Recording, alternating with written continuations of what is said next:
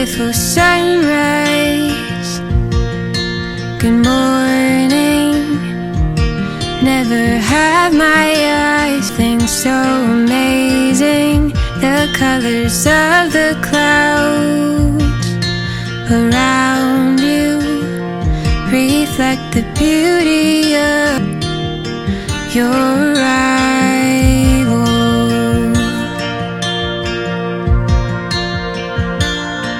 Ooh.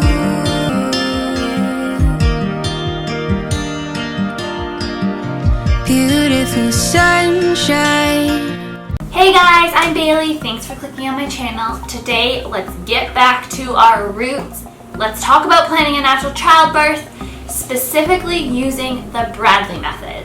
So if you're interested in hearing more, then just keep watching. For those of you who haven't heard of the Bradley method, it is kind of old school in the sense that it's referred to as husband-centered coaching. So it focuses on your husband coaching you through the labor and delivery process.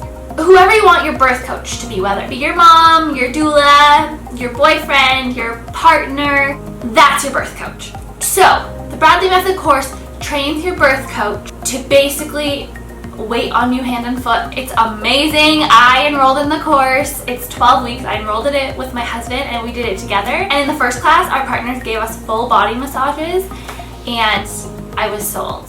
If you haven't already, go ahead and watch my first video on why I chose to have a natural childbirth.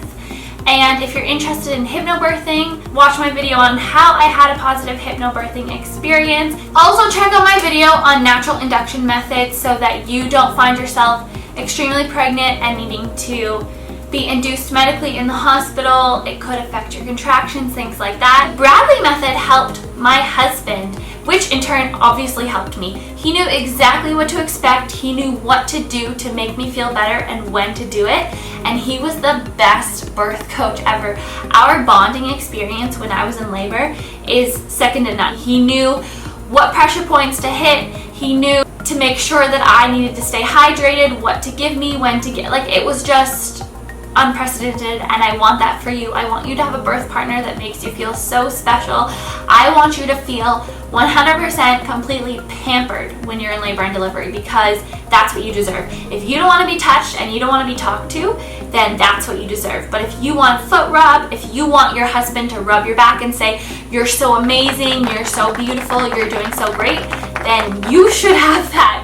I would like to say, I feel like I need to say this, guys, because early on in my pregnancy, as you know, if you've watched my series, I decided, okay, I want to try and have a natural childbirth. I have no idea what my pain tolerance is. I have no idea what childbirth feels like. I have no idea what I'm getting myself into, but I'd like to research these methods because it seems like the good route for me, and I'd like to see if I can make it happen.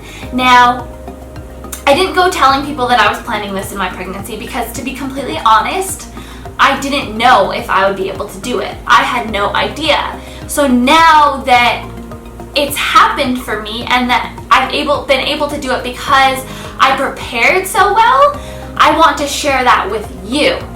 That being said, I am not here to preach about how everyone should have a natural childbirth. If you're set on the way that you want to have your birth, if you're set on having an epidural, if you're set on a set scheduled C-section, I think you are strong, and I think all women are so empowering in every single way because you're still bringing your baby into this world, and that is incredible.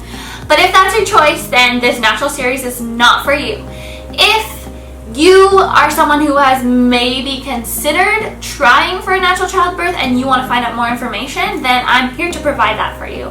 Also, if you're the type of person who maybe you had an epidural birth with your first child and you'd like to explore the avenue of something else because you didn't quite enjoy it, or there were things about it that you weren't happy with, then this series is for you.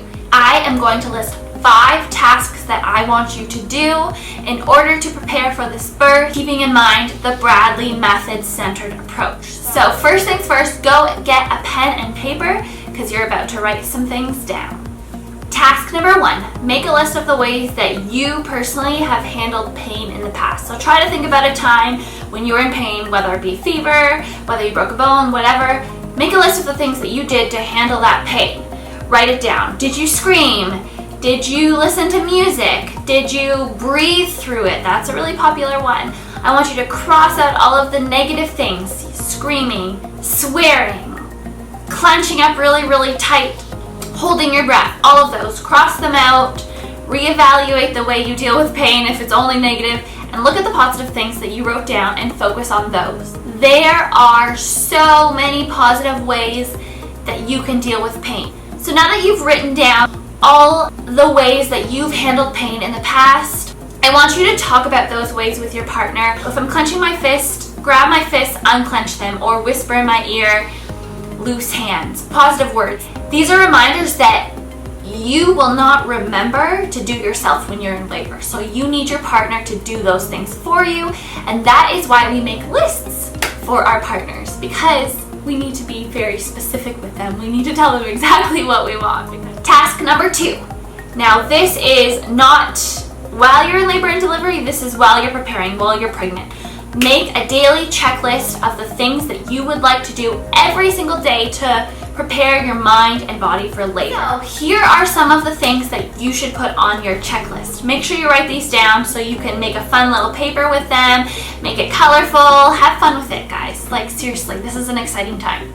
Have you had 80 to 100 grams of protein today? It doesn't necessarily have to be meat. I had a completely plant-based pregnancy. That was just due to food aversion and what felt right for my body at the time, and I was still able to hit that goal. There are other means of getting your protein. Second, have you had some Himalayan sea salt? Ina Mays, one of the leading midwives, I don't know if you've heard of her. If you have a midwife, you've probably heard of her. She's amazing. Always says to salt your food to taste, so don't be afraid to add salt to your food. You may be eating extra healthy because you're pregnant. I mean, you may also be eating extra unhealthy because you're pregnant, and that's okay too. But if you're eating a lot of vegetables and plain foods and things like that, feel free to add salt to those foods. Adding that salt to your food can help you avoid toxemia and premature rupture of your membranes. Make sure that you are going for a walk every single day, even if it's for 5 minutes a day. I want you to squat every day, minimum of 30 squats. I would hold onto my bathroom sink and lean back when my husband wasn't around, and when he was around, I would make him do it with me. So hold hands, put your feet together, and stick your butt back and squat. Sit in the butterfly position 3 times a day. It is so good for your pelvis. You do 4 sets of pelvic rocks at bedtime. Each set should contain 10 pelvic rocks for a total of 40. And don't forget to do your Kegels. Now here's something to think about when you're doing your Kegels. When we were in the Bradley Method course, a pelvic floor specialist, when you're doing a Kegel, it shouldn't be just like clench, release, clench, release. Think about yourself as climbing an elevator. So you're going to clench a little bit, hold, hold, hold, clench a little bit more as you're going up the elevator, hold, hold, hold, clench a little bit more as you're going up the elevator, hold, hold, hold, and slow release back down. You want to be able to do that no more than 50 times a day, because you can actually overdo it. Every time that you are in your car and you are stopped at a red light or you see a stop sign, squeeze those muscles, lady. Task number 3, be informed. You're already watching this video, which means you are interested in educating yourself about pregnancy and about natural childbirth. So watch the documentary, The Business of Being Born. It is especially helpful if you live in the United States. It's more geared towards that healthcare system. Read Ina May's Guide to Childbirth. Half of it talks about procedures and things to keep in mind, but the other half talks about stories. It's all different moms sharing their natural childbirth experience, and I think hearing all of those positive stories is what you need. You need to surround yourself with positive birth experiences. Also, go and get the Mama Natural Week by Week pregnancy book. It is so awesome and so helpful and gives you really great natural pregnancy advice. Avoid procedures during pregnancy unless they are absolutely necessary. So trust your body, but also educate and inform yourself on all the procedures that could be done during pregnancy, at your appointments, and during childbirth, so that when your doctor or midwife, healthcare professional says, I'm going to do this, we need to give you an episiotomy, you know exactly what it is. It's your right to know exactly what's happening to your body. The There's a difference between trusting your healthcare professional and being knowledgeable about what's happening and blindly trusting your healthcare professional. You want to go into it with your own research and your own educated understanding of it before you hear their explanation of it. Task number 4. I want you to do 20 minutes of mindful relaxation exercises every single day. So add this to your daily checklist too. Download the Mind the Bump meditation app and use it every day to practice mindfulness. Avoiding stress during pregnancy is one of the absolute best things that you could do for your baby's development. You would not believe how immensely stress affects your baby, not only while in your womb, but long term. So practicing that mindfulness will help you deal and cope better with stressful situations when they may arise, and it will also help you be more positive when you're in labor and delivery. Labor and delivery is not a time where it's easy to just put on a happy face and smile and laugh. It's not like that. You need to practice being mindful and practice smiling through difficult situations so that you can be prepared when you... Task number 5, write out an extensive list for your birth coach or a partner that includes very detailed things of what you expect from him or her while you are in labor. You guys are going to laugh, but I did this. Like, I had a 4-page typed out document for Chris when I went into labor, so I wonder if I still have that. Things that it included were, the back page had recipes, so I wanted him to make me this labor aid, which was coconut water, magnesium, a couple of other things to help. I don't know, Google it, it's amazing. Labor aid. I had the recipe for it, and I told him on the list, you know, when I first go into labor and my contractions are starting to get more intense and I'm not talking to you as much, make me my labor aid and make sure that I drink it throughout labor. Don't forget to offer it to me because I may forget. Remind me to go to the bathroom.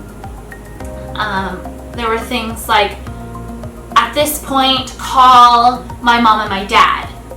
If you have a rebozo, which is kind of like a towel that doesn't stretch, have your partner sift it. You go on all fours, have your partner put it under your belly and rock it from side to side. It relieves a lot of the pressure in your hips, which, trust me, you will appreciate, and it relieves a lot of the pressure on your hanging belly too.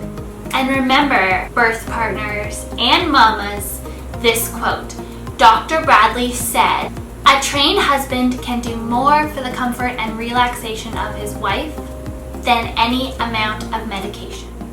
And finally, task number 5, sit down with your partner and write out a birth plan. I think you should go into it with something in your mind, with a clear, you know, explanation of the things that you want and you don't want, so that your birth partner can be the liaison between you and your healthcare practitioner. I will be creating an entire video on how to make a birth plan before your labor and delivery experience. And that is all I have to say for today's video, guys. Honestly, the Bradley method is so amazing because you're really bonding with your partner. Thank you guys so much for watching this video. I honestly hope that it helped. If it helped one person, I'm happy. If it made one couple sit down before bed and talk about the whole labor and delivery experience and become closer because of it, then I am overjoyed. If you guys haven't already, subscribe to my channel. I talk a lot about natural childbirth. I also have some fun videos I like to do. I talk a lot about parenting, and I kind of give you a first-hand look at what it's like being a new parent. And click the notification bell to be notified when I upload more videos. Happy preparing for labor. Bye, guys! To continue watching this series and get ready for that big day, click the box right here to have an in-depth look at each stage of labor so you know when it's go time, and click this box down here to create a birth plan